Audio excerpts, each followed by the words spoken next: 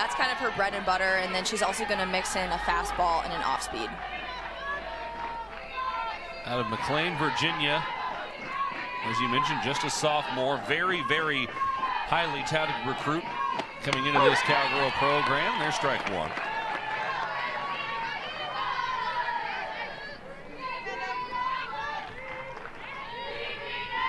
Didn't pitch just a ton last year, 24 2/3 innings, but had a 3-0 record and about a 3.70 ERA. That's driven deep to right.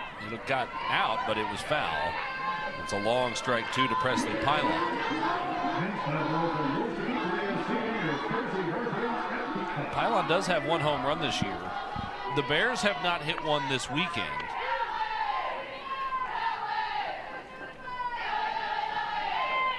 They came in about average in the country, having hit 12 as a team so far.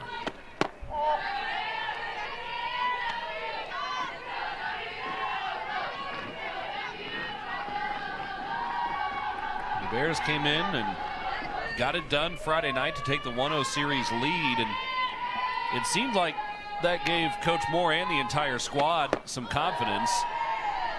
We'll see how well they carried that over to today after dropping yesterday's contest.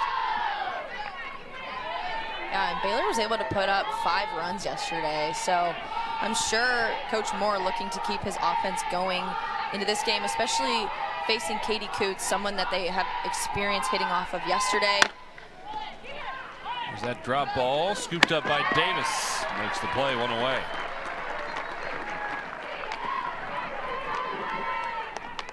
Take a look at how the Cowgirls line up in the field. Hassler will be behind the plate. Godwin at first, Davis at second, Bloodworth at short, Edwards at third. The outfielders left to right, Warsop, Delgadillo, and Tim getting the start today. Now, we've seen Warsop flip-flop corner outfield positions on potentially a batter-to-batter basis at times. So you can't just assume that she's going to stay out there in left field throughout the day today. She may move around a little bit strategically. Yeah, I wouldn't be surprised if we saw a little mix there between left and right field, especially with the wind out there today. The 1-0 dribbled right back to Coots in the circle. Over the first for out number 2.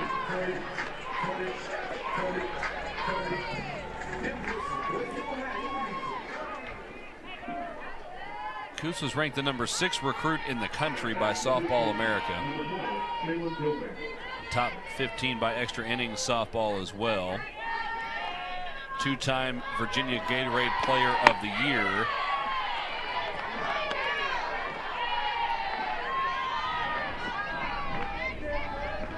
She's majoring in nutritional sciences, and she is in like elite nutritional physical form. Like you see some of the stuff that she has posted online and things, and the way that she goes about shaping her diet. Like there is intentionality in basically everything that she does. Oh, 100%. She competes as a bodybuilder, and her discipline is insane. The way that she feels her body, takes care of her body, and just trains day in and day out while also playing Division I softball for Oklahoma State is so inspirational. We talk sometimes about the differences in collegiate athletes, and you and I were talking last week about the level of athleticism coming in now, as even as a freshman or as a younger college player. But the nutrition side of things is something I think that's overlooked, because when I was growing up, our post-game meal was we'd stop by the McDonald's on the way home or whatever. And not to say that doesn't still happen today, but so much, even going through college down to the high school levels now, is okay, what are you feeding your body? How are you taking care of your body? Are you getting the right rest? It's resources that 20, 30 years ago weren't quite as prevalent. Full count pitch is low for a ball, and the 2-out walk puts Govan on and brings up Taria Coleman.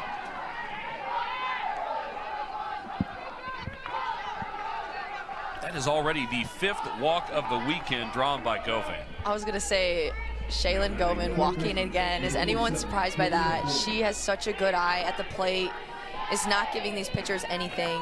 And also, if you leave it over the plate, she's probably going to hit it pretty hard. She entered the weekend 26th in the country in walks per game at almost 1 walk per contest.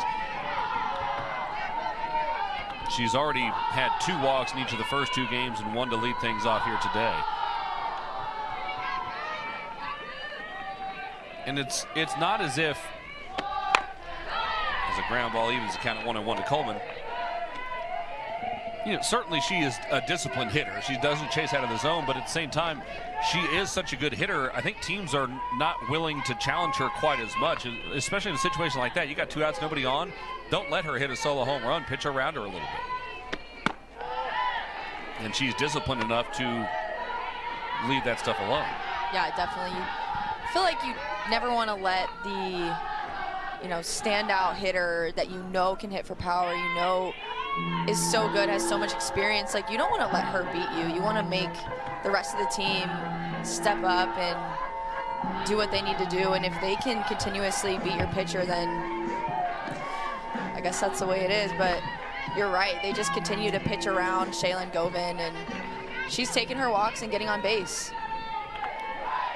The good news is for Oklahoma State, they've done a good enough job this week in getting Pylon and Tovin out in front of Govan that it's enabled them to allow them to pitch around her a little bit. If you've got a couple runners on in front of her, you kind of have to challenge her at that point. Yeah, that's what makes it difficult. And it's funny to think, like, sometimes coaches will put one of their best hitters in the leadoff spot like Govin because they don't want them to get walks. Like, they want them to see good pitches. And so you're right. If Pylon and Tovin were able to get on base a little bit more, maybe they would have to be a little more careful pitching to Govin and actually leave some pitches on the plate for her. 3-2 pitches grounded to shortstop. Runner was on the move, so Bloodworth takes it to first. And it's I almost said 1-2-3 inning. There's a walk in there, but the Cowgirls put a 0 on the board in the first. We'll have the Oklahoma in the coaching boxes this year, at least in games that I've done, of Kenny Gajewski and Vanessa Shippey-Fletcher. Yesterday they both showed up kind of where we used to seeing them, and suddenly the Cowgirls put a bunch of runs on the board. And I'm not saying that anyone is superstitious, but they might be a little stitious. So here they are again on Sunday afternoon. Yeah, maybe just mixing it up a little bit, giving some different energy. I think the superstition may play into it a little bit. But it is kind of funny to see Coach G back over at third base like he has been over the past several seasons at Cowgirl Stadium. Chopper right back to Walker, and she makes the play, retiring Delgadillo. You take a look at the Baylor defense and how the Bears line up today. Waddell getting that start behind the plate. Everybody else pretty much where they've played throughout the weekend. At middle infield, again, very, very talented for Baylor. Number 44, Talon Edwards.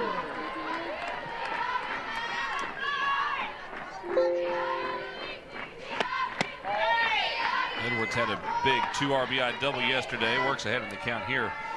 We were talking about quote-unquote superstitions, whatever you want to call it. I do think the flip side of that is it says a lot about the trust that Coach Gajewski has in his staff, that he's willing to say, hey, you guys go coach the bases. I'm going to sit in here and do what I need to do in the dugout.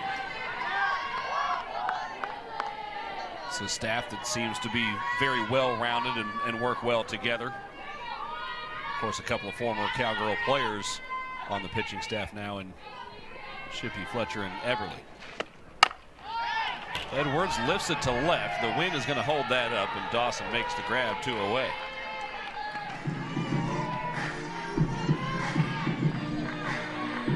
Two quick outs already for Lily Walker, using her changeup. I think Talon Edwards just out in front of that one a little bit, not able to get on top of the ball. But you're right, the wind, I think, going to be a factor today. It's blowing in pretty strong. So outfielders might have a tough time out there. That hit Tim. Didn't take her long to become the first Cowgirl base runner. I'll bring up Carly Godwin. You look back at that game from Walker on Friday night. Only took her 87 pitches to work through those 7 innings. She didn't get a lot of strikeouts, only struck out 3, but she only walked 1 and hit 1 batter.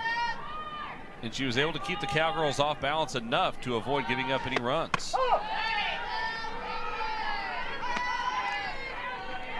She was just lights out on Friday night, and the Cowgirls, we saw them just taking a lot of her good pitches and just swinging at the pitches that she was getting on the corners, and it led to a lot of ground outs, easy pop outs, and she was numbers last year in her appearances, but like you said, she just kept working and developing and was able to use her speed because she can bunt and slap so well now, and it's amazing to see her blossoming here in Stillwater. Such a weapon to have on the bases as well. Ball 1 misses to Abby Flores, and then we've seen again her more or less been put in motion defensively. I mean, they'll just flip her with the other corner outfielder if they feel like that's where she needs to be, because she's got, you know, such an elite ability to run down fly balls. Changeup just missed off the outside corner. One thing that Glenn Moore talked to us about Friday before the game, Rachel, is he wanted his team to really extend at bats and force Oklahoma State's pitchers to throw deep into counts. There's a ground ball that results in out number 1. But of the now 5 batters faced, 3 of them have worked full counts. And all of them have, all but 1 has had 4 or more pitches that they've seen in an at-bat. So not only does that help you raise that pitch count for the opposing pitcher, the next time through the lineup, they're all going to be familiar with what she's got. Exactly, and they, like you said, the Baylor offense following their game plan to a T. They're working the count. They're not swinging at a lot of Katie Coots' good pitchers' pitches, and they are going to increase the pinch count as the game goes on. And Katie Coots obviously already thrown some pitches yesterday, and then Ruby Malin has thrown a ton this weekend already. So you're right, just gathering information and trying to tire out these pitchers. Had to go with the same pitch back-to-back, got the strike call the first time, not the second time. When that ball is moving low and in on a lefty like that, it feels like almost an inevitability that you're going to hit a ground ball to the right side. So how do you try to get under something like that? Yeah, you really just got to make sure the pitch is in the zone, and Katie Coots does such a good job bringing in her cutter where it looks like it's going to be, you know, above the knee, a little bit over the plate, and then it just dips down to the ankles a little bit. So just making sure it's in the zone and then getting to that pitch on time, opening up early and getting your barrel down to the ball is key. You can see Coots talking with all of her infielders pitch by pitch, and remember, she's just a sophomore. And there's been a couple of calls early on in this game that I think she wanted that kind of went against her, and so it's interesting to see her teammates picking her up, reminding her that she's living where she wants to be, and we see the results of that with the punch out there. Yeah, this is a great pitch by Katie Coots on the outer half. She was going in on Dawson and then mixes it up, goes away. It's a great pitch on the lower outer corner. I think Dawson a little, you know, hesitant to swing at that, but with 2 strikes, you got to battle on that one. That one's a little low. Brooklyn Carter stands in now.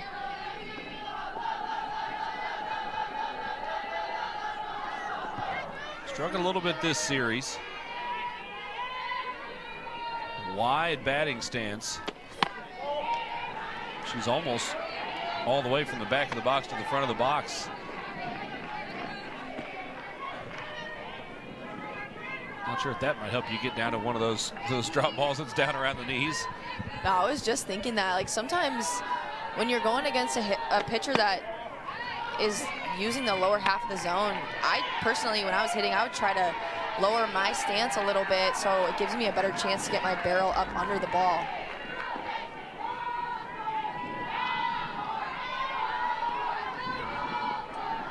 And that's approaching Jeff Bagwell levels of flattened out stance there, as ball 4 will send her down to first.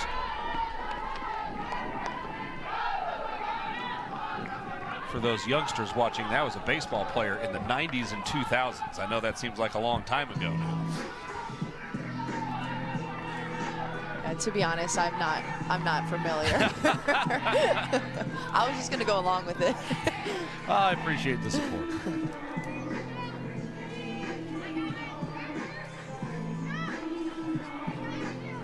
Again, a 2-out walk keeps the inning alive, and that was one thing that was a little bit of an issue for Coots yesterday too, is not being able to efficiently end innings. She never got in so much trouble that the Cowgirls were out of it, obviously. They came back and won the game, but can she find a little more precision, a little more efficiency? What was going on over there at first? That was a huge lead over there by Carter. I thought Hassler might try to pick her off, but Hassler just kind of looked over there nonchalantly, and is she trying to bait her into a throw? Runner on the move this time. The throw to second is on target, but it's not in time. Carter becomes the first player in scoring position for either team. Carter getting a good jump. Low pitch is a tough throw from the catcher, Hassler, and good tag by the second baseman, Rosie Davis, but Carter able to steal that one and get a runner into scoring position in the 2 outs. Are you more aggressive running on a pitcher like Coots, who's throwing a lot of stuff that sinks and is going to be down around the dirt? Yes, 100%. You're looking for the ball to hit the dirt, and a lot of times if you have speed and you take off, it's a tough play for a catcher to be able to block it or scoop it and still throw you out. And I think with 2 outs, just trying to be aggressive. It is hard enough to be quick enough to get 1 out on the infield in collegiate softball, much less 2 at the same time. So you do not have any room for error in those moments.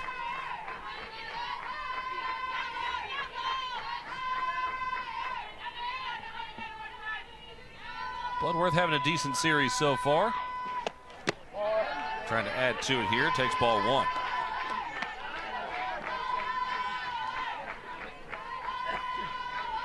Oklahoma State, remember, came into the weekend with limited conference games. They lost 2.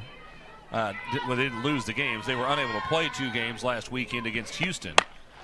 That's lifted in the air to center field. Carter started back on it, but that wind, again, really holding up anything hit to left or center, and she comes in to make the play. It's going to be very difficult to get the ball out over that left field wall today. Anything, I think, that gets up in the wind is just going to come straight back. We saw it there on that fly ball. Just had to keep tracking it in towards the right-hand side of the field.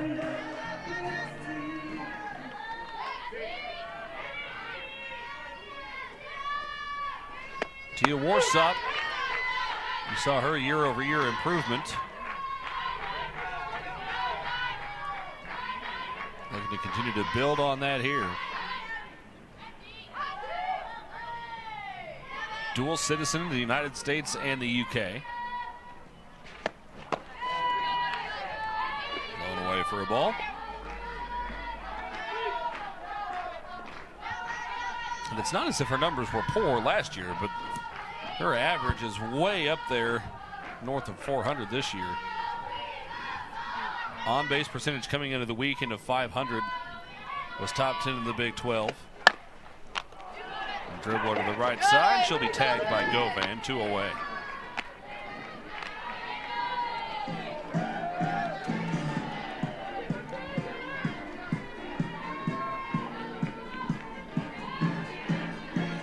Here's Hassler. In Friday's game, Hassler was the only Cowgirl with multiple hits. She had a single and a double in that contest. Yesterday, she had the solo home run to open the scoring for Oklahoma State.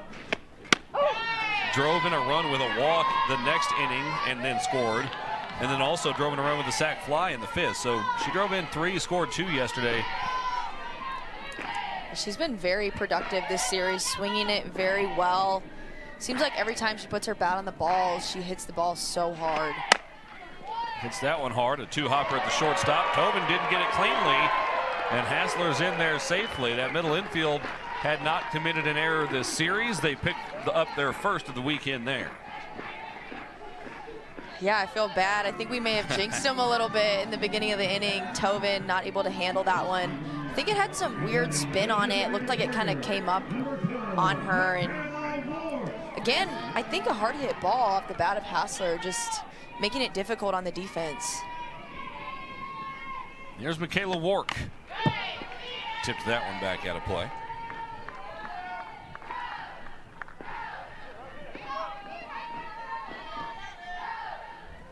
Junior out of Frisco.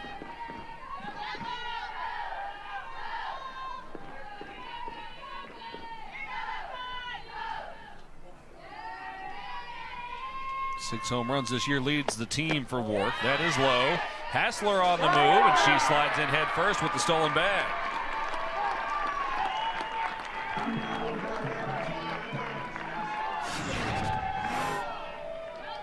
Hassler possibly reading that ball low and seeing it bounce into the catcher and just taking off. Great base running. Puts a runner in scoring position, so Wark a little easier time driving in that run now. You don't have to get it all the way to the wall or over the wall.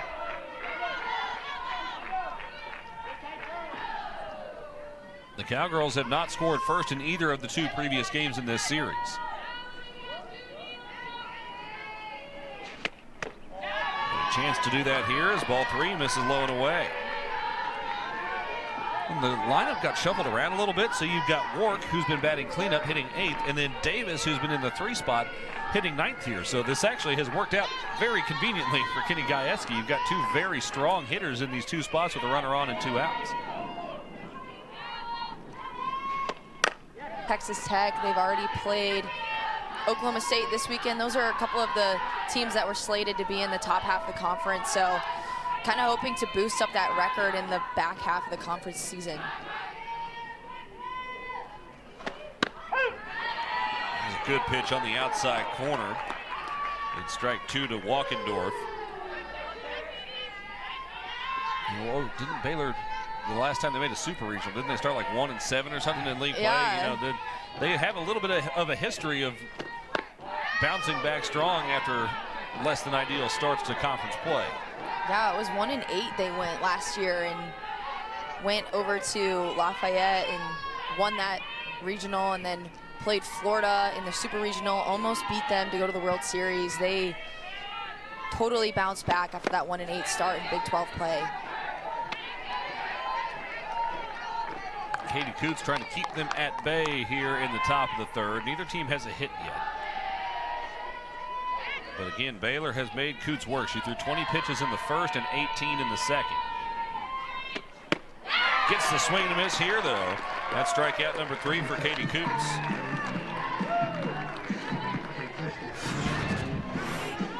This is a great 2-strike pitch from Katie Coots on the lower outer half. Her pitches today so far have been much more pinpoint accurate. She's hitting the corners and having a lot more success through this game today so far. Well, her misses yesterday caught a lot more of the plate. Today it seems like those misses have been down, and it's forcing her to throw a few more pitches, but she's gotten hit a lot less. Would you agree, or am I off base on that? No, I totally agree. Her pitches have been right on the edge of the zone, right where they need to be. When she starts leaking up over the plate, bringing her pitches up above the knee to that mid-quad area, that's when she gets hit hard. And it's not like she got hit super hard yesterday. Baylor was just putting more barrel on the ball and able to get some singles through the infield because her pitches were so much more on the plate than they need to be.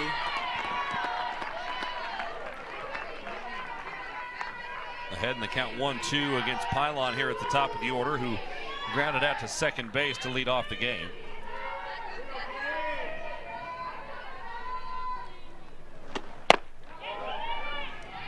That one stayed low and away.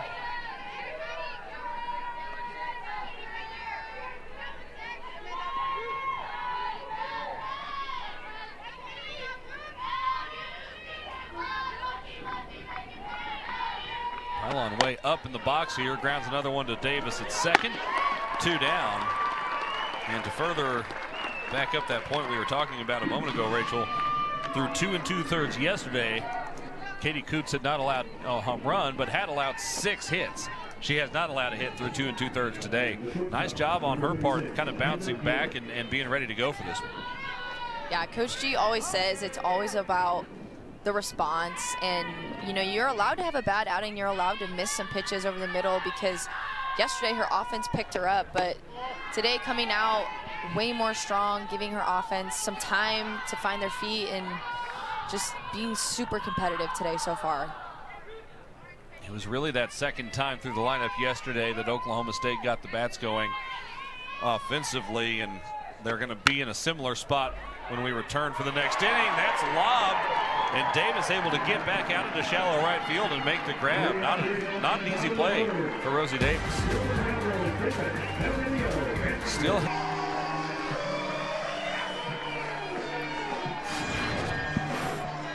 Rosie Davis going down and getting this pitch on the outer half, and it kind of just falls into no man's land there and spins away towards the wall, and she's able to get to second on that, lead off this inning with a double.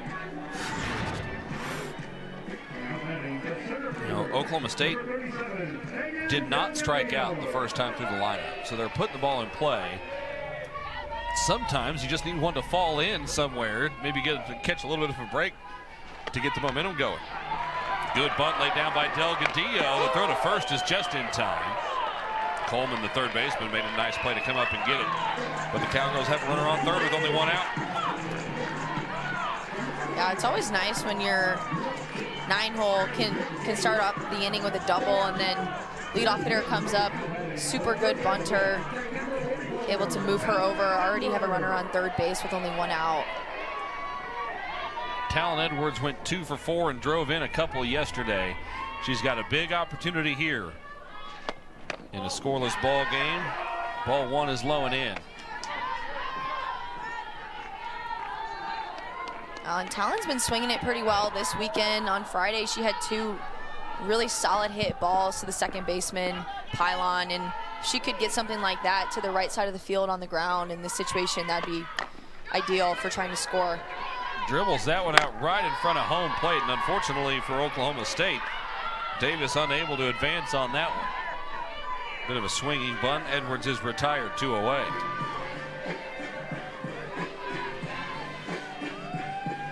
Yeah, good job by Walker there to just attack Talon Edwards, go at her with her drop ball and get Talon to swing over the top of that, and Waddell coming out behind the plate, making that play. Claire Tim now looking for a 2-out hit.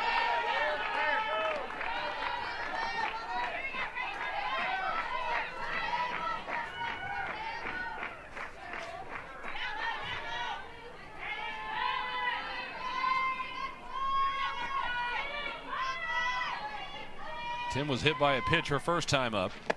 Takes that one away for ball 2.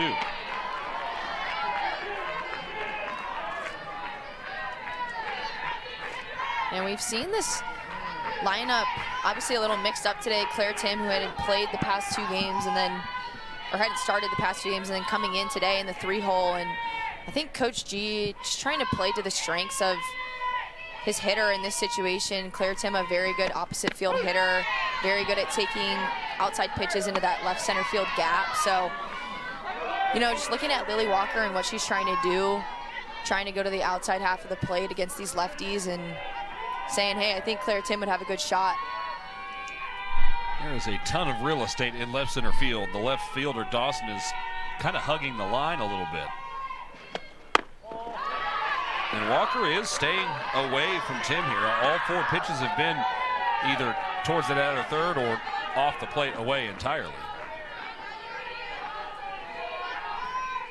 Yeah, her curveball has so much movement to that outer half of the plate. Hitters count here for Claire Tim. Carly Godwin waits on deck.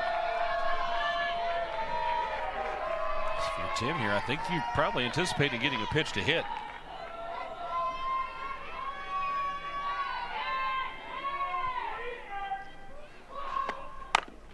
It's hit hard, and it's through the legs of the shortstop and into left center field.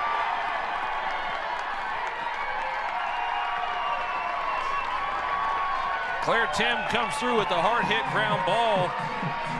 Tobin unable to get a glove on it, and the Cowgirls lead 1-0. Claire Tim knew what to expect on this pitch, the outer half of the plate again, and she just takes it the other way. I think the shortstop, Tobin, misplaying that one a little bit, thinking it was going to maybe pop up and just sneaks by right underneath her glove and goes into left center.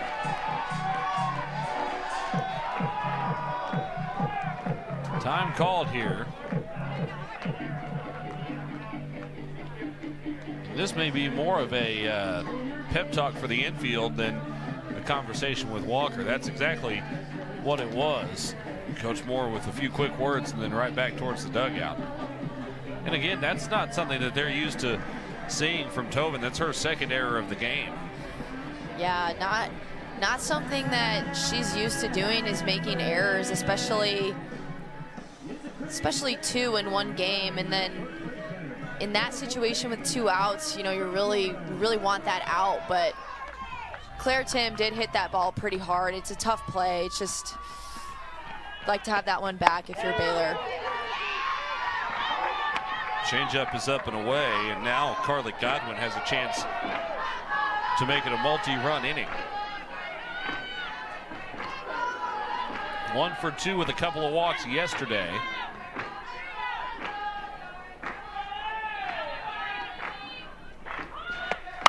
One for 3 on Friday. Lifts this in the air towards the corner and right.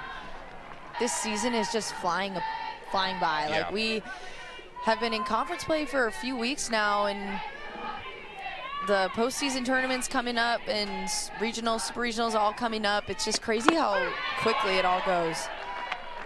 Well, when you only play one game a weekend occasionally, that helps make it feel like it's moving a little faster.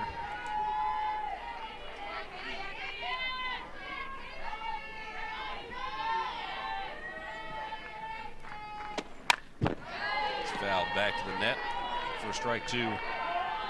It almost, the way that Oklahoma State has made the Women's College World Series this last half decade, it can make it feel a little easier to accomplish than it is. I mean, that is an incredible feat to go 5 years in a row and have a chance to go for a 6th in a row.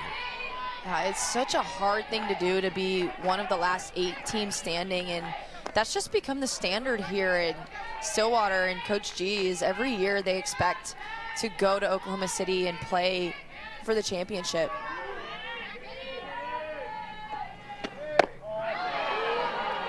Kovan just absolutely refuses to expand the strike zone.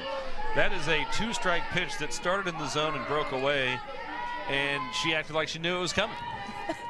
No, that was a 4-3 ground out waiting to happen, but Shaylin Govan's so disciplined up there. That is hit on a line, but foul over the first base side. And she spoiled 2 2-strike pitches in this count. So this will be the 7th pitch of this at bat, and 4 of the previous 6 have been in the strike zone.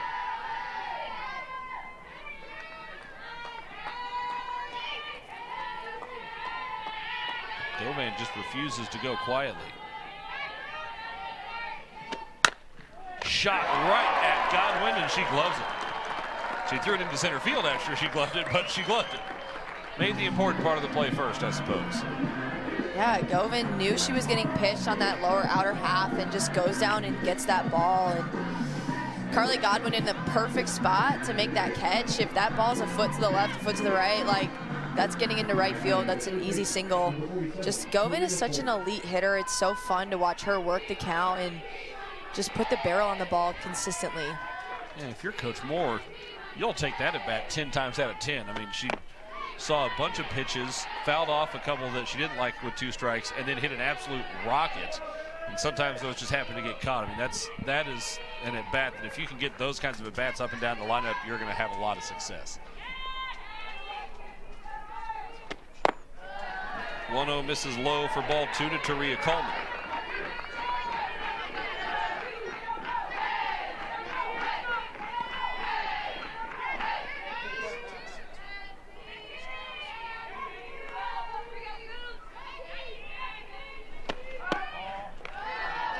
Took a little off that one, and It just fell below the knees. Looked good for a long way there.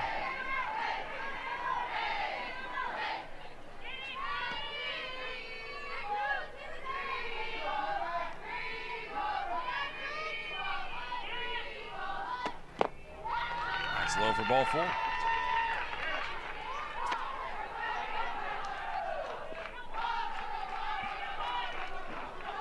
Broke a streak of 5 consecutive batters retired. I was just going to say, now we see Ruby Malin over in the bullpen, and their trusty ace who they can count on in any situation getting loose. Katie Coots has done a fantastic job through 3 innings of this game, but, you know, with just the 1-run lead, it might be a good idea to have another option ready just in case. But Ruby Malin has thrown a ton of pitches this weekend so far, so I'm sure they want to save her arm as much as they can. It's a bit of an interesting concept because you're starting to compare pitch count in this game for Coots, which is high for only being through 3 1/3, and pitch count really on the weekend as a whole for Ruby Malin, who threw a bunch of pitches. Let's see, 100 on Friday and then another 71 yesterday.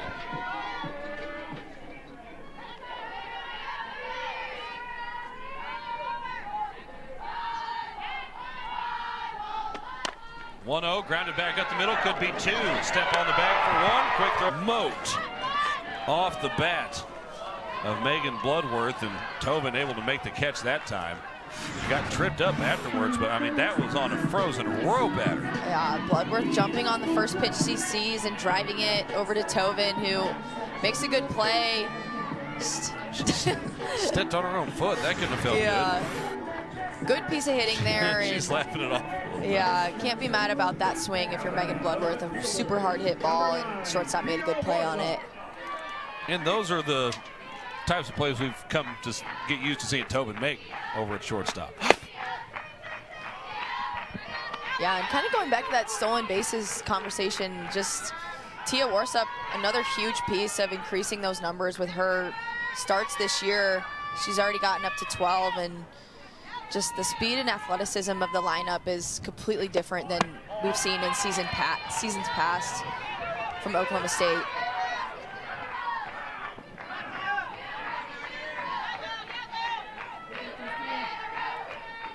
Warsup ahead 2-0 here.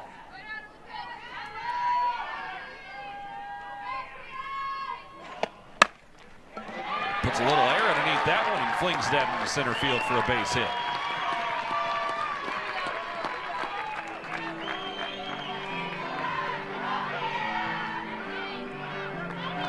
I love that little tap into center by Tia Warsup. She's not trying to do too much, just trying to put the barrel on the ball, get it through the infield, and that's what she's done all weekend long. I think up to 5 hits now on the series, and just has consistently been on base for the Cowgirls. Well, that's part of the challenge when you are, a slap hitter and there's nobody on base in front of you. The defense can kind of set themselves how they want to try to take that away. Is that one of the ways that you counteract that? You just kind of jabbing it back up the middle where there's a little more space? Yeah, the slappers are constantly analyzing the field and seeing where the defense is playing them. If the shortstop is shifted up the middle a little bit, they're going to try to hit that 5-6 hole. If the shortstop is in the 5-6 hole, they're going to try to go more up the middle. And with the barrel control that Tia Warsup has, she's able to honestly just choose where she wants to hit it and try to hit that spot.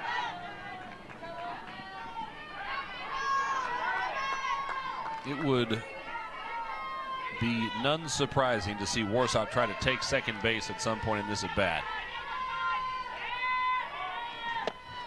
And there she goes. Throw to second is just in time. That tag looked like it came down the body a little ways, and Warsup was diving in head first. Yeah, the catcher Waddell with another amazing throw. She had one yesterday too, and a little bit up the line it takes Tobin, so she tags her a little lower on the body. That is a really close play. Well, they're going to get together and look at it. It looked to me on that last version that we saw like they might have had her by just a couple of inches. But they'll take a look at it. And again, this Baylor catching Oklahoma staff. State is challenging the play. It's out. That play is under review. You know, if you don't, if you can't translate fluent feedback, what he said was that play is under further review. Yeah. But again, these catchers have been really good at throwing out some very talented base stealers. Oh, the Baylor catchers have been outstanding this weekend. They've thrown out Megan Delgadillo a couple of times, and Tia Warsop called out on the field. That was a super close play. Just their throws have been on the money, a little bit to the right side of second base, just in the perfect position for the shortstop to be able to lay down the tag. They're so quick. They throw from their knees with so much power. It's really an asset for the Baylor defense. We'll take another look back at it.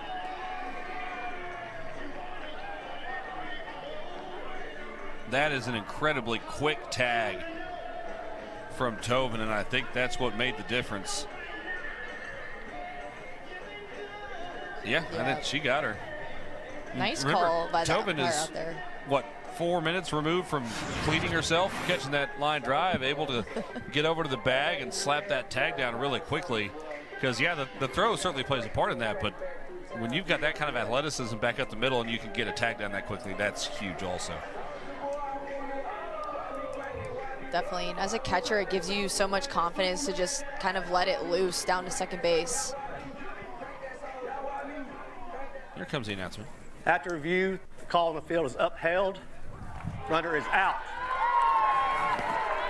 That's Oklahoma State's first challenge. So Coach Kayeski loses one of his challenges there. I understand challenging that one, though. When the tag comes that far down the body, you almost assume that the hand probably got in there in time. Yeah, especially in a 1-0 game, too. It just helps to get a second look, make sure. Hassler trying to get on ahead of Wark now. Big cut at that one for strike two.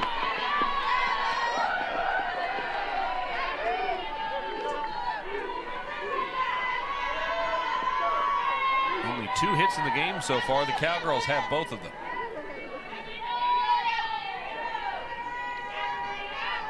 One of those was in this inning. Foul back into the net.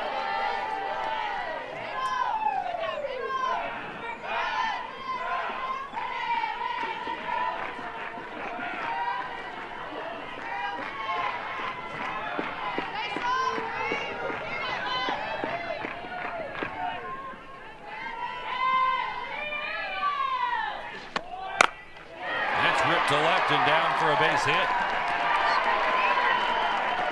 Hassler able to stay back. Was that a change at that time? Yeah, Hassler waiting back on the off speed, continuing her amazing weekend of hitting.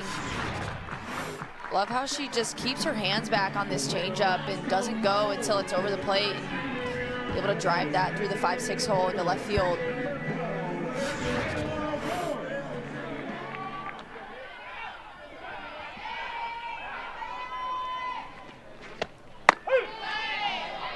Strike one into Michaela Wark.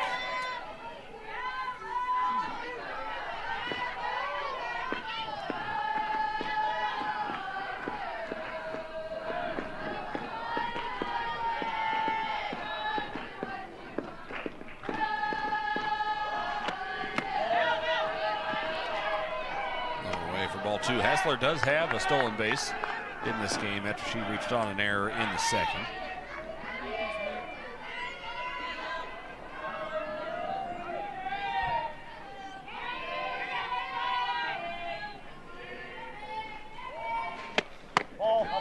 One missed away. I'm also pretty sure that was the first time that Tia Warsop has gotten thrown out this year. It sure is. She had been 12 of 12. Testament to Avery Waddell, the catcher. Such a great arm behind the plate. 2-1 is fouled off.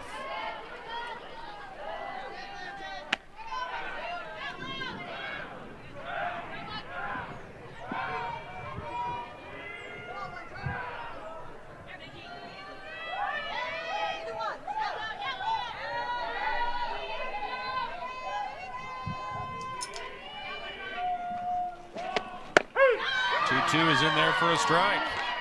And that will end the inning as Wark goes to... Hey, Texas, like some of the best teams in the country, they really set themselves up with such a tough schedule. Tough spot in left, and it falls in fair territory.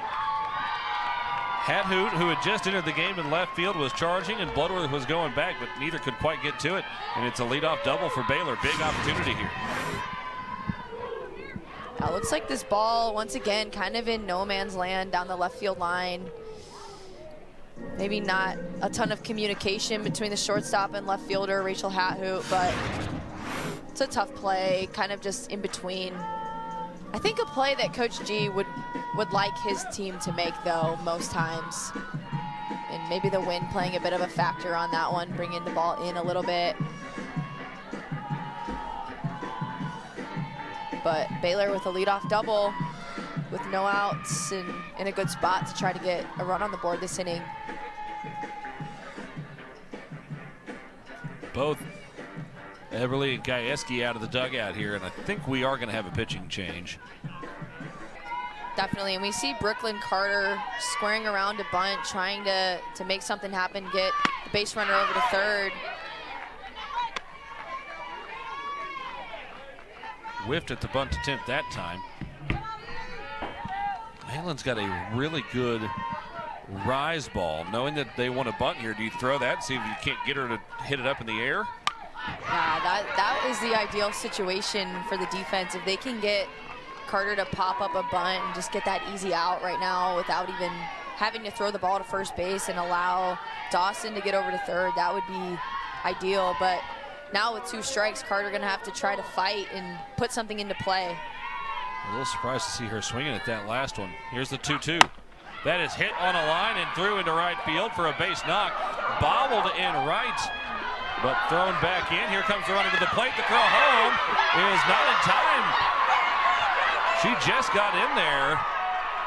You might throw that back and tag her or touch home plate, because I'm not sure she touched home. Runner moving to third now. Boy, there's a lot going on right now. At the present, it is a 1-1 ball game. Time has been called, and Baylor has a runner on third base with nobody out. Warsaw bobbled it in right a little bit, and that set off a string of crazy motions there.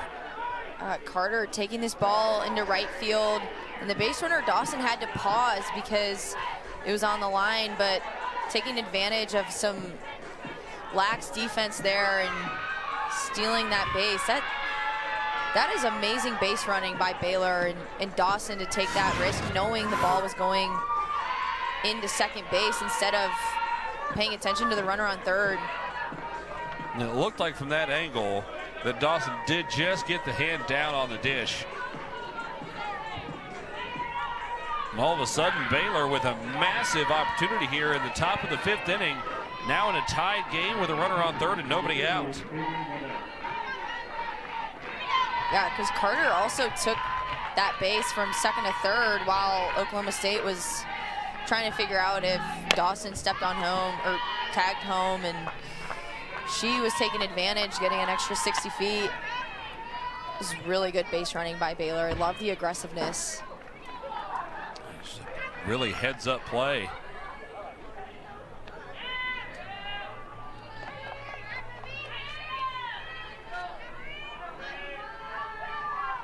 They credit Carter with the RBI there as well. 0-1 count. We were talking about those strikeouts a moment ago. Now you really need a couple if you're OSU. Dribbler foul. And it's an 0-2 count to Waddell.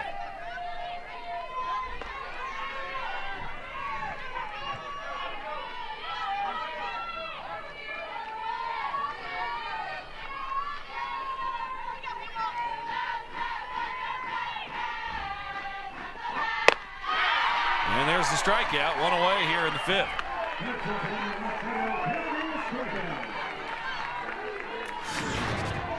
Ruby Malin going to her rise ball on the inner half.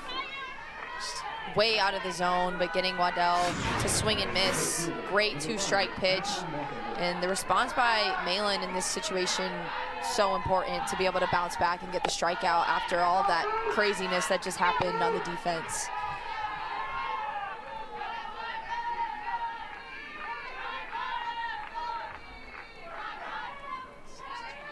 That run charged against Coots. But the runner at third, the responsibility of Ruby Malin. 1-0 is bunted foul. Walkendorf struck out swinging in her first at bat. That was against Coots, though. This is the first time today that she's faced Malin.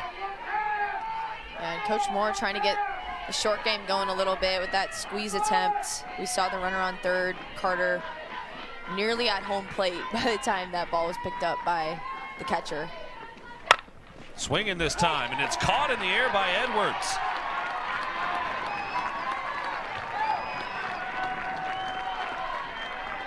This defensive play by Talon Edwards at the hot corner and 2 outs without letting that runner advance. A really hard hit line drive off the bat and sinking too. That's a tough play for the third baseman, Talon Edwards, but making that catch, preventing the ball from going into left field, preventing another run from scoring and keeping this game tied that's a great play by the third baseman there. Heads up base running by Carter too to return to third base because you're in that mode like, okay, I want to go, and that had enough air underneath it that if she takes even 2 steps, they probably double her off. It's the top of the order here in Presley Pylon. That had some heat behind it.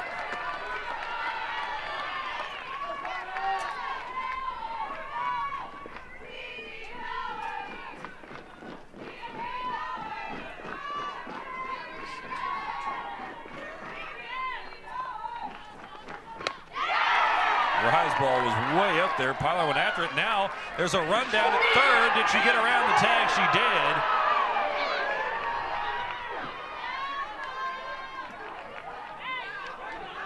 It's a 1-2 count to Pylon. What's going on here? Wondering if there was some sort of action on with the swing there on that pitch and trying to get Carter moving, but Amanda Hassler chasing her down. And Carter doing a good job getting out of the way of that tag. It's a 1-2 count with a double before coming in to score the third.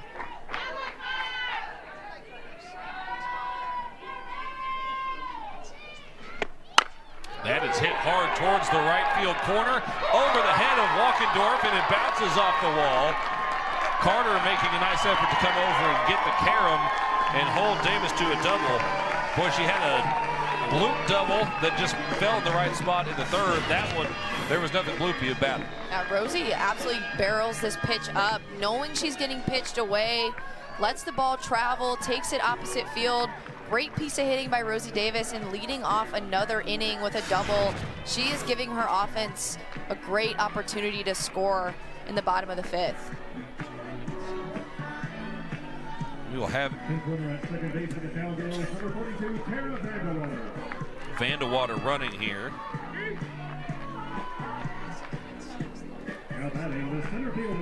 Delgadillo coming to the plate. This just screams bunt situation, doesn't it? Sure does. Just like, we'll see if she can get down the sack like she did last time. Popped up instead, and a diving play made by Coleman at third.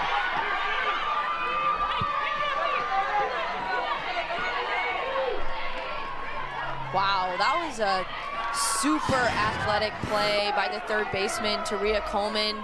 Megan Delgadillo getting under this, and she just is charging in, turns directions, making the diving catch.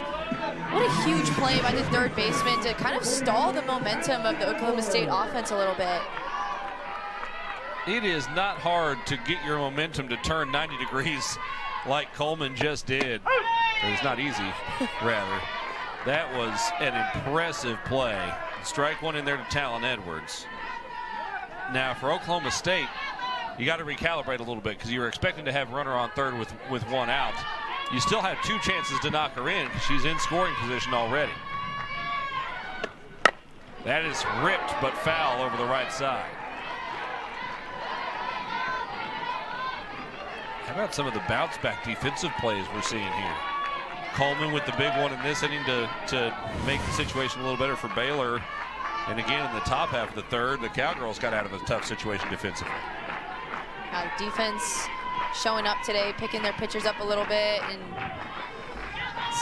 defense is so important in these big moments with the game on the line, tie game. You want to do everything you can. Hit on the ground to third. The throw to third is in time to get the lead runner. Vandewater retired. And again, the defense picking up a pitcher. Yeah, that time Amber Tovin fielding this hard-hit ground ball off the bat of Talon Edwards, knowing that she has the time to turn and get Vandewater out at third base. That's a tough play for a shortstop, but a great play.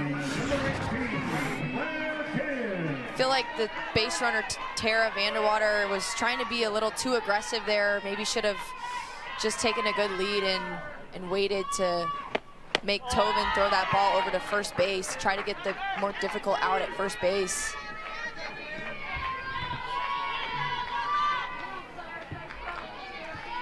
Both teams in danger of squandering golden opportunities in the 5th inning.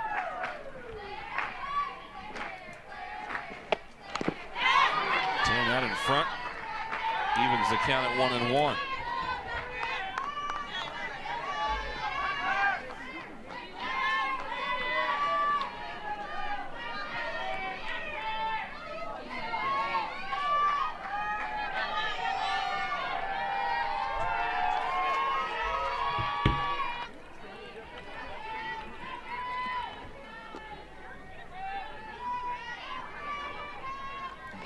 Count. Baylor, as Tovin chases one up top. Glad to get the game tied up in the top of the 5th, but really missed an opportunity to take the lead. Yeah, they had that runner on third base with nobody out. That is a situation, a must-have run there almost for Coach Moore and his team, and you really like to see them take the lead in that situation. And again with Oklahoma State, same sort of thing, leadoff double, nobody out in that situation, and they can't bring the run around. So both teams just scrapping for runs here in this game 3. Yeah, got to give some credit to Baylor because, yeah, you got the game tied up, but that's a little bit of a deflating way to end that top of the 5th. And then Davis leads off the bottom of the 5th with a double, and the top of the order is due up. I mean, all the momentum is with the Cowgirls at that point, and these Baylor players were able to turn that momentum right back around. Here's a ground out off the bat of Tovin for the first out of the 6th inning. And now I suspect we may see the next couple of innings look very similar to Friday's, where both of these pitchers are in rhythm and pitching well. Yeah, and usually you expect game 3 of the series to be almost an offensive explosion on both ends. You know, these teams have seen what the other pitchers are throwing a few times, and today only 6 hits combined for both teams. It's kind of not what you would expect, but with the caliber of Ruby Malin and Lily Walker being such good pitchers, it doesn't even matter how many times you face them. You know, sometimes they're just gonna keep dealing and keep getting you out. Foul tip for strike 1. This is the dangerous part of the order for Baylor. Govan here, Coleman on deck. Yeah, if I'm Ruby Malin here, I'm gonna use my drop ball as much as I can, try to keep the ball low. I remember in Friday, Shaylin Govan and Taria Coleman, both of them hit elevated pitches out into the outfield, and I think that's what they were hunting against her. So trying to keep the ball low and try to nip the corners. That's low and away for ball 3. Govan has already drawn 5 walks in this series, and she's ahead in the count 3-1 here.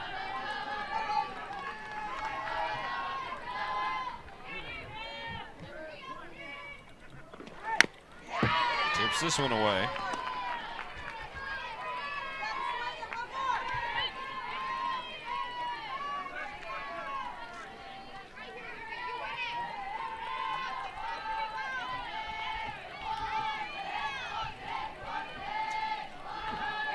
Big pitch here from Ruby Malin.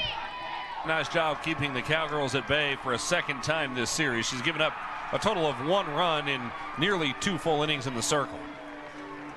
Yeah, and no earned runs, and Lily Walker just doing an amazing job rolling balls out to her defense. Only 4 strikeouts, which Honestly, like, you would expect a little bit more considering she hasn't given up any runs, but she just has been doing such a good job feeding her defense, getting the outs, keeping Oklahoma State off balance throughout the entire game on Friday and then here today as well for the most part.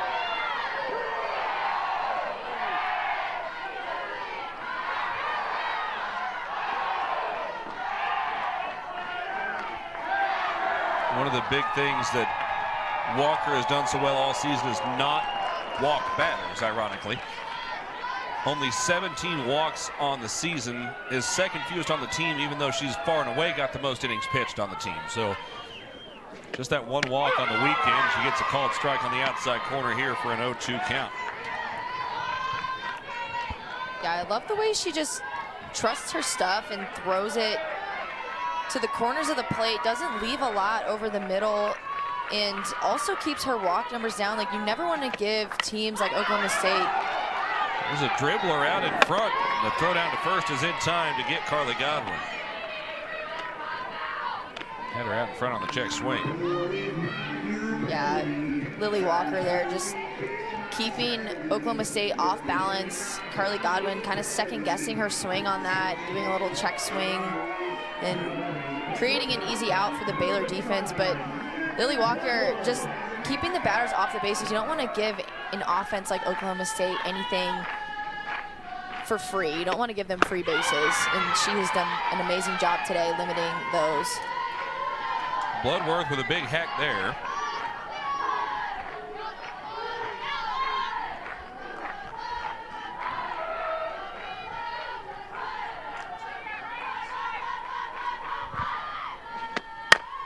That was a laser right at Govan, and again the leather put into play for one of these deep. And getting a little unlucky with the placement. Floating in there for a called strike to Tia Warsop. Megan Bloodworth's got to be wondering what she's got to do to not hit a ball directly at somebody today.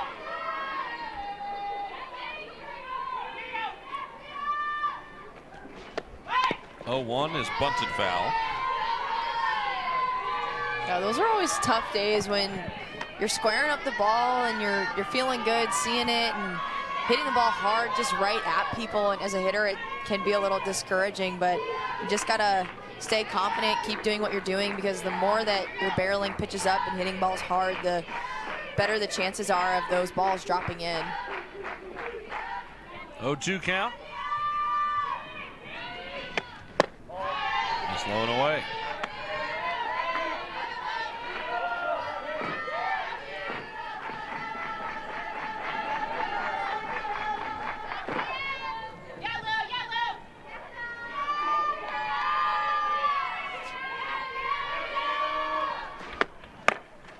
Dribbled back at the middle, could be tough. Tobin over to first, and she got her by a half step. What a defensive showcase between these two squads today. And it helps us get to the 7th in a 1-1 ball game in Stillwater. And he upset a defending Olympic champion, gold medalist, to win the heavyweight title last night at the NCAA tournament. So they had a rousing round of applause. Yeah, they definitely fired up the fans here at Cowgirl Stadium and the girls on the team as well. Just watching those players come out, and the backflip definitely got the crowd going a little bit.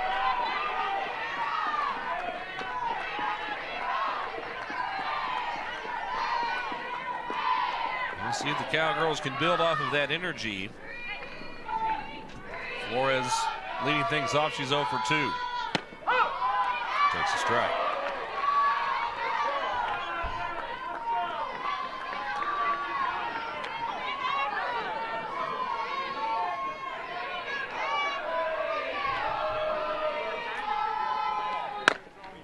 That is hit on the ground right side. And after falling behind 3-0, Malin able to get the ground out, one away.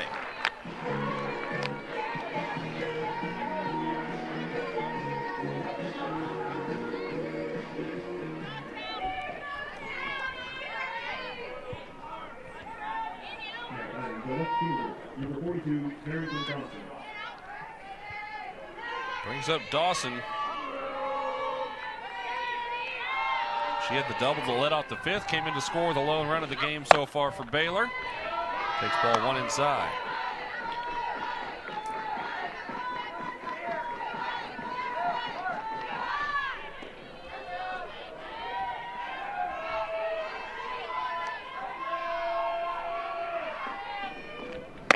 There's a swing and a miss.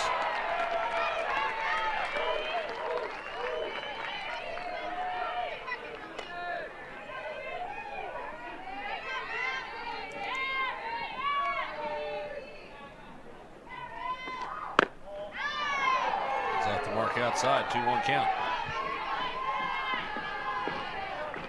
David Taylor, the new head coach of Cowboy Wrestling, replacing an absolute legend in John Smith, pushing things forward in the new era of Cowboy Wrestling. They end up with 2 individual champions, third place team finish as well.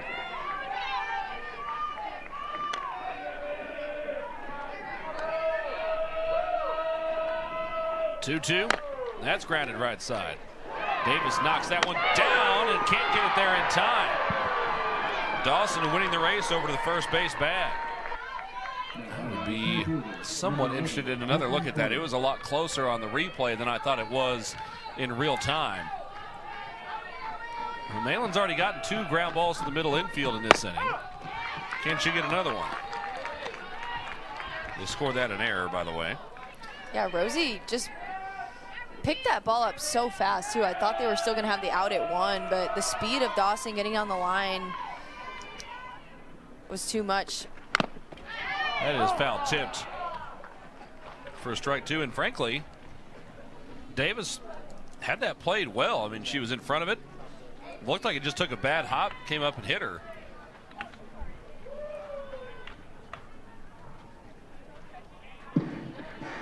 Time called after Hassler took that foul ball off the gear, I think.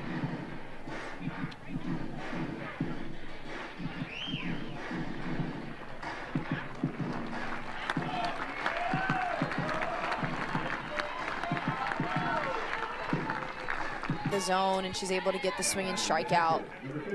And this is part of what makes her so dangerous, because remember, Baylor just saw Malin 2 days ago. Not even a full 48 hours, because that was a night game. But a lot of her strikeouts in that game were on the rise ball, and she was missing bats up high. And now we're seeing a lot of strikeouts today on the drop ball, where she's going away for the put away. And when you have multiple put away pitches, it makes you that much harder to hit. Yeah, it's what makes her such a good strikeout pitcher. She can go up in the zone, down in the zone. She throws to all 4 quadrants, goes in and out on lefties and righties. And like you said, that just changing the game plan from game to game is so important with how good the Baylor offense is. You just got to keep them on their toes and keep mixing it up. All 3 was up high. Avery Waddell trying to avoid the hat trick. She's already struck out twice today.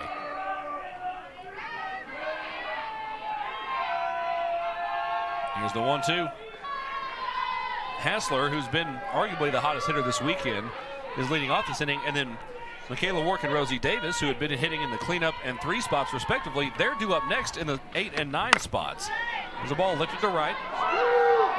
Walkendorf in on it, makes the grab, 1 away. So you've got some hitters due up here that are used to hitting in the middle of the lineup. We'll see if that makes a difference. Big weekend at Cowgirl Stadium. A home attendance record for a 3-game series of nearly 5,100. That surpasses a series near and dear to your heart that you played into the 2023 Bedlam Home Series. Yeah, it's amazing to see all the fans coming out in Stillwater, and with the bleachers over there on the right half of the field, it's just like every single game just fills up here and creates such an amazing atmosphere for these teams. It's just so much fun to play here. Kayla Wark takes the strike right on the corner, and it was a big weekend. Coach Shippey's number and name went up on the left field wall Friday night, and then yesterday afternoon, the Cowgirls honored the original Oklahoma State softball team from 1975. A dozen team members from that squad were here in person, got their letter jackets, which was really cool to see. Yeah, it was also alumni weekend. There's a huge tailgate out there past the fence in left field. Tons of old players back in town and tons of familiar faces around. It's been a fun weekend in Stillwater. Work is dangerous in this spot. She hit her 6th home run of the year yesterday. So even with no one on, she's capable of ending this game with one swing. Might be easier to hit it out to right today, though, the way the wind's blowing. Out in front of a changeup that time for strike 2.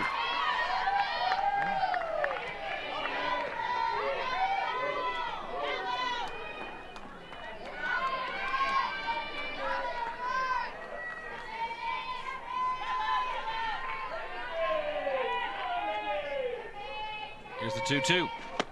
It's on away.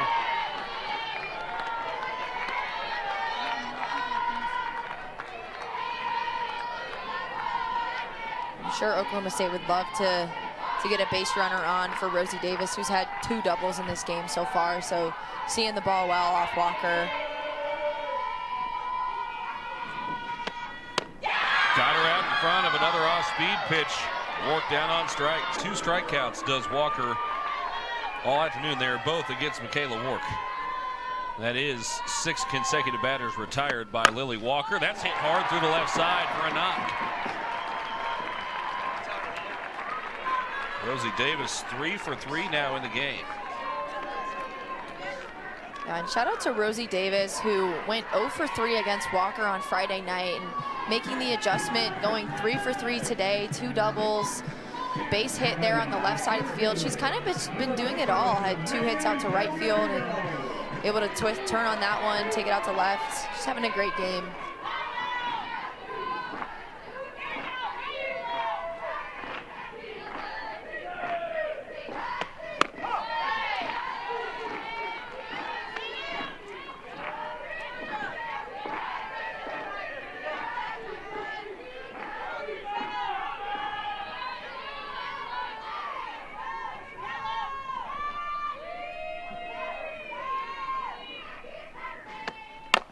Delgadillo dribbles one to the right side. Govan vacuums it up and steps on the bag, and we will have extra innings to decide this 3-game series in Stillwater.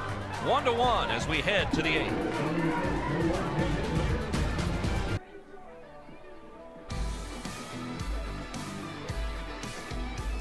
Here's a look at what the Cowgirls have coming up whenever they put it into this weekend series against Baylor.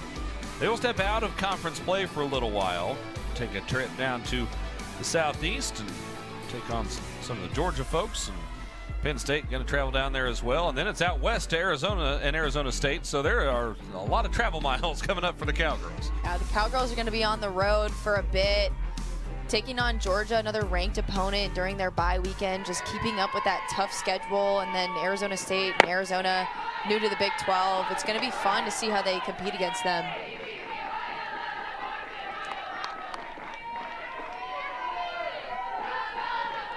1-0 count to the leadoff hitter in Ashlyn Walkendorf. 9-1-2 hitters due up here. Grounder right side. 2-hopper right up into the belly of Davis. She gets to first, 1 away.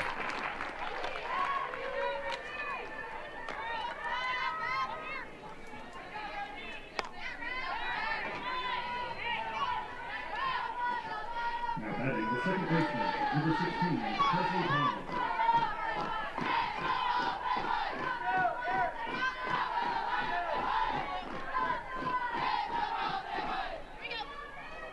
Little delay here. Not entirely sure what they were waiting on.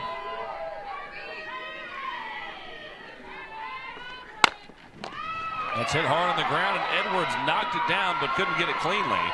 I would imagine they'll score that as single. Yeah, that was a really hard hit ball off the bat of the leadoff hit and getting something going in the top of the 8th for Baylor. Her 3rd hit of the day. There's a bunt laid down. Going to be a tough play. Edwards doesn't have it at play at first. And so now they'll hold up.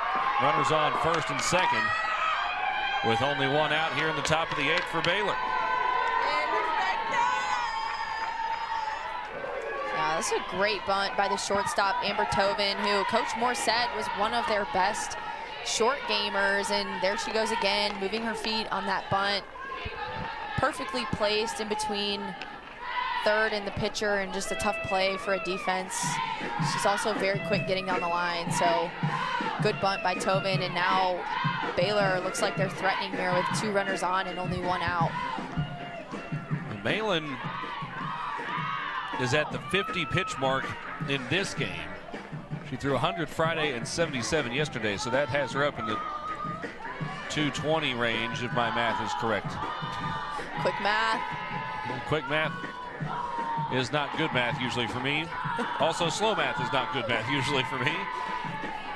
No, she has thrown a lot of pitches this weekend, but they have needed her, and she has come through in so many situations.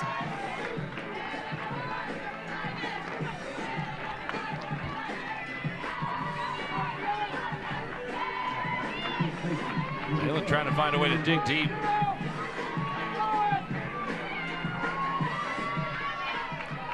Baylor threatening here, although neither hit has left the infield. But now it's Shaylin Govan, and we've talked about this. Govan has drawn 5 walks. There have been times in this series that the Cowgirls have pitched around her because they've been in a situation where they can. This is not that situation. You've got to be aggressive and come after her here.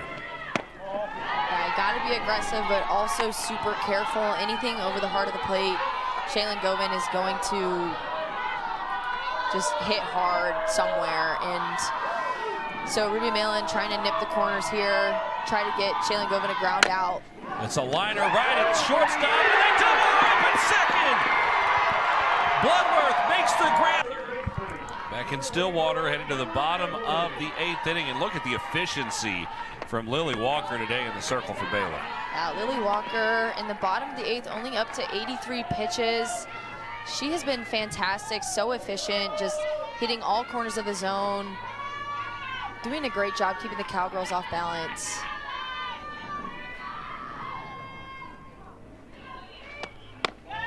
One-0 misses away. The Cowgirls have not had a lot of hitters on early in innings. Davis has led off 2 innings with doubles, but those are the only leadoff batters that have reached for Oklahoma State in this game. After the excitement of that play to end the top of the 8th, a double play by the middle infield, Megan Bloodworth and Rosie Davis, they are really hoping to continue that momentum in the bottom half of the 8th, hopefully score here. But what a change in momentum. Just Baylor was threatening with 2 runners on, and then in one swing, the inning's over. We've had several big swings like that over the course of this series where it looked like a team was going to score, and then all of a sudden, in the blink of an eye, they're back in the field with that chance being ruined or squandered or what have you. Most of the time, it's been good defense that's taken it away. Edwards watches that one for strike 2. That's one. I don't know that are you looking to swing at a changeup on a 3-1 count? Not unless you're sitting change, and I don't think Talon Edwards is sitting change in this situation, but definitely want to let that go. Don't want to swing at anything that you're not on time for and lead to an easy out. Able to fight that one off.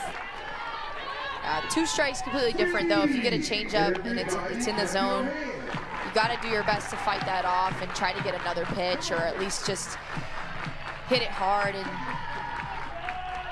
hopefully get a good result out of it.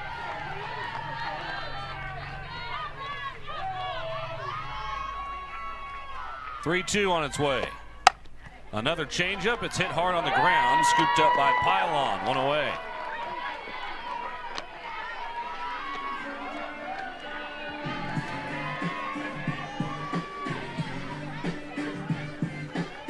Yeah, it's so important for Baylor to get the leadoff out in that situation with Talon Edwards, and with the 3, 4, 5 hitters coming up in the bottom of the 8th. It's huge to get that leadoff out. That's hit high in the air to center, but not enough of it as Carter came back in to make the play, nearly let that fall in front of her in center field. Yeah, that was a pretty athletic play by the center fielder, Carter. Just shows how big of an impact the wind can make, because she looked like she was planted under that ball, even dropped back on it a little bit, and then had to almost dive forward to make that catch. Well, here's Carly Godwin. Godwin has gotten just underneath 2 fly balls to right field today. She takes ball 1 away. If you're going to get one out, right field is the direction to do it today.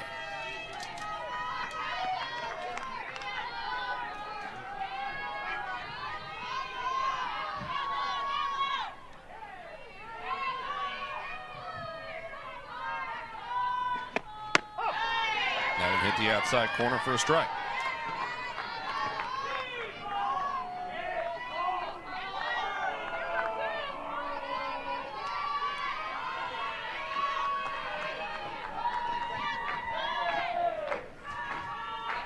Wind blowing straight across from left to right as Walker delivers the 1-1. That's a called strike 2.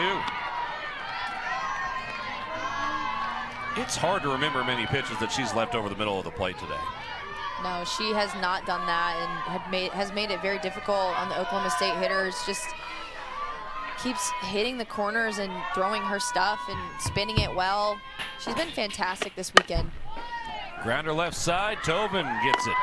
And that will end the inning. We'll go to a 9th frame here on the Sunday afternoon game in Stillwater. Nobody will. 1-0 count here to Coleman.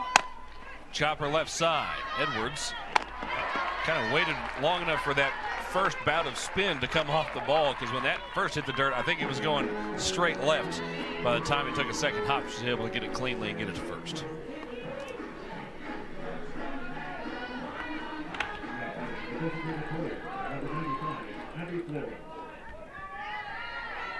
Here's Abby Flores. 0 for 3 with 3 ground outs, including grounding into a double play ball. That off the mark just inside, apparently.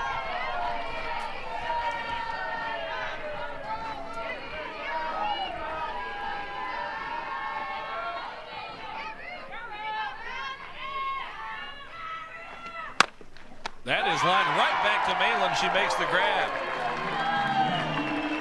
Had 2 quick outs by the Cowgirls defense, and Ruby Malin helping herself out, snagging this line drive. Kind of had some spin on it, but with her height and reach, she's able to doesn't even have to jump for that, just reaching up and getting the out. It helps when you're 6 foot. Reach up there and grab that a little bit easier. Ball 1 misses low and away to Carrington Dawson. Dawson doubled and scored in the 5th.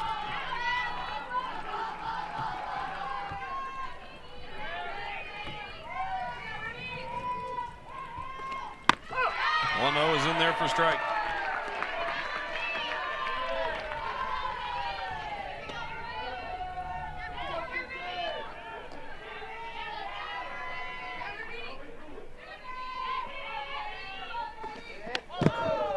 Goes to the backstop. We haven't seen that very often today, so keep an eye on whether that continues to develop for Malin, because again, she's approaching 250 pitches on the weekend. Yeah, you have to imagine at some point fatigue may start to set in a little bit, but Ruby Malin is so tough and so consistent. It doesn't seem like it at all.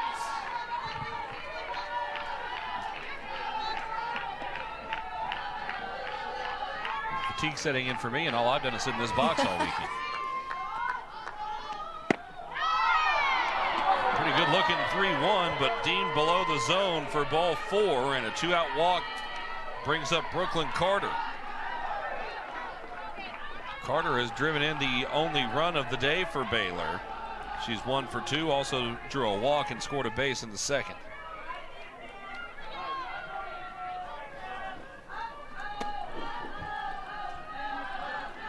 Time called. Carrie Eberly is out of the dugout.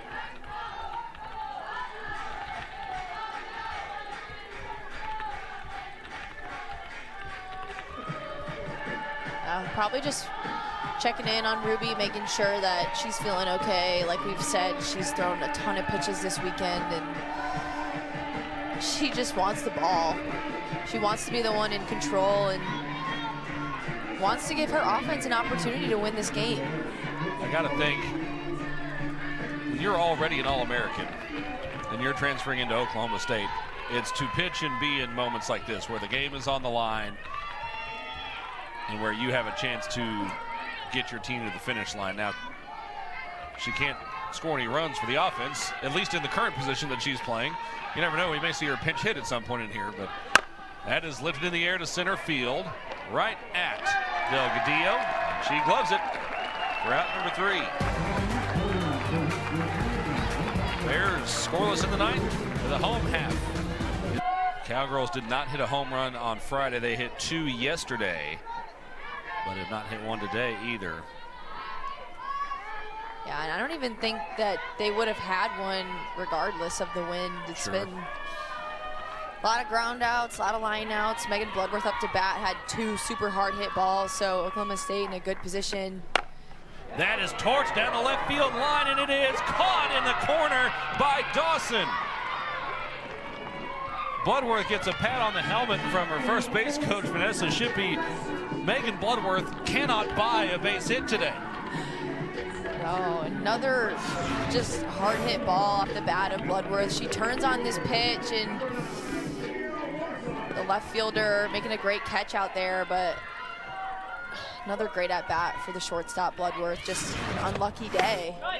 Megan Bloodworth is having the best 0 for 4 day I think I've ever seen.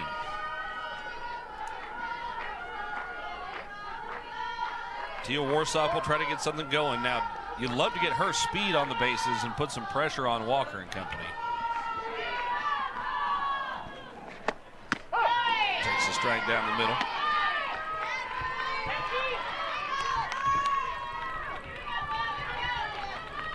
The way that this defense is playing her corners in, if you're Warsop, where are you trying to put this ball? I would try to go 5-6 hole here with Tobin a little bit up the middle. Lifts it in the air to left, and a diving play made by Dawson again.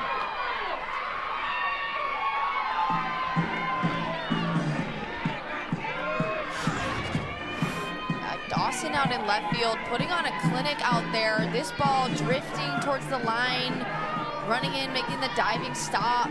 What a play by the left fielder, and she just had that catch off the bat of Megan Bloodworth. She has been outstanding out left today. Carrington Dawson scored the only run in regulation for Baylor, and had she not made those last 2 defensive plays, this game may be over. Ball 1 off the mark to Amanda Hassler. Meanwhile, if you're Oklahoma State, you got to be feeling like we're right there trying to break through. They just have not been able to find safe ground.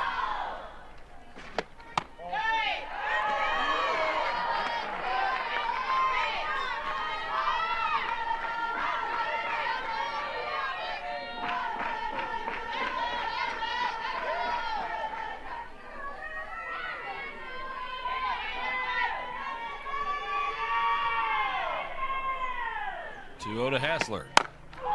Driven in the air, deep center field. Carter back, she's looking up. It's gone! A walk-off home run for Amanda Hassler!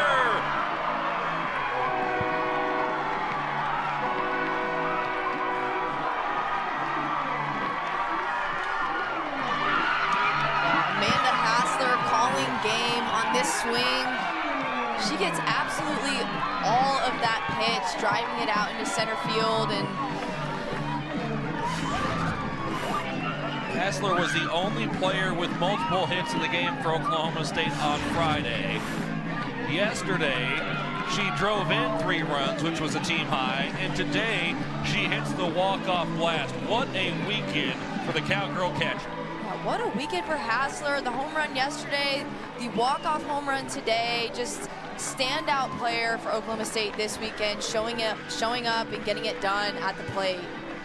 Not to mention catching a bunch of really good innings as well, wherein the Cowgirls held Baylor to 1 run through 9 innings of this contest, 1 unearned run through 7 innings on Friday, and then just 5 runs in the win yesterday.